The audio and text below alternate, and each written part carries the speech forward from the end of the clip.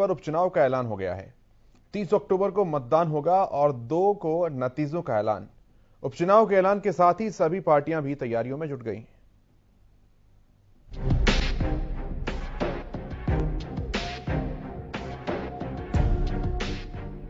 इनेलो नेता अभय चौटाला के एलनाबाद सीट से इस्तीफा देने के बाद खाली हुई सीट पर अब चुनावी बिगुल बज गया है।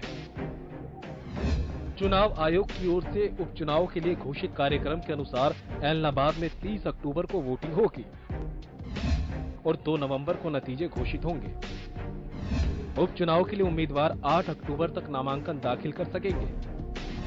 इसके बाद 11 अक्टूबर को नामांकन पत्रों की जांच होगी। उम्मीदवार 13 अक्टूबर तक अपने नाम वापस ले सकते हैं। अभय सिंह चौटाला ने कृषि कानूनों के विरोध में किसान संगठनों के आंदोलन के समर्थन में एलनाबाद सीट से विधानसभा की सदस्यता से इस्तीफा दिया था। अभय सिंह चौटाला मौजूदा हरियाणा विधानसभा में इनेलो के एकमात्र विधायक थे।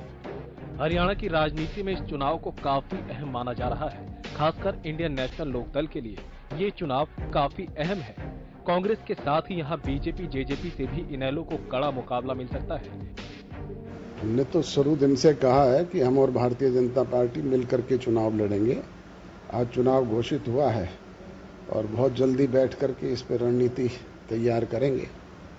क्या जेजेपी की इच्छा चुनाव में उतरने की या अभी कुछ?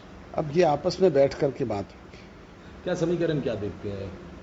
इनेलो जीतती है ये हमेशा वहाँ पे, आप भी इनेलो में।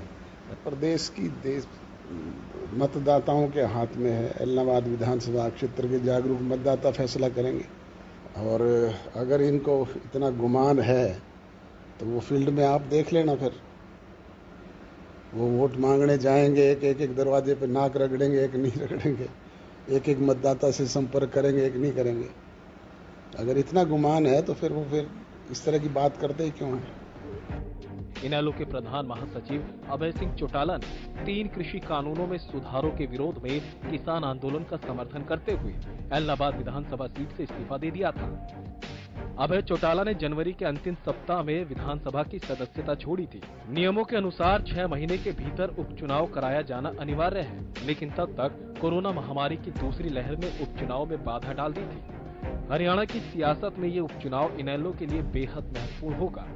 एलनाबाद सीट इनेलो की परंपरागत सीट समझी जाती रही है। यहाँ से अभय सिंह चौटाला लगातार जीतते रहे हैं, लेकिन बदले हालात में उनके लिए यहाँ से बड़ी चुनौती होगी। ये चुनाव इसलिए भी अहम है क्योंकि हाल ही में बीजेपी से टिकट के दावेदार रहे अशोक गोयल, एलनाबाद से बीजेपी के उम्मीदवार रहे पवन बेनीवाल और पूर्व सांसद दारा सिंह के बेटे और इनेलो नेता कंवरजीत सिंह ने कांग्रेस का दामन थाम लिया था। ऐसे में किसान आंदोलन के बाद हो रहा ये चुनाव किस ओर जाता है, ये देखने वाली बात होगी। Bureau report.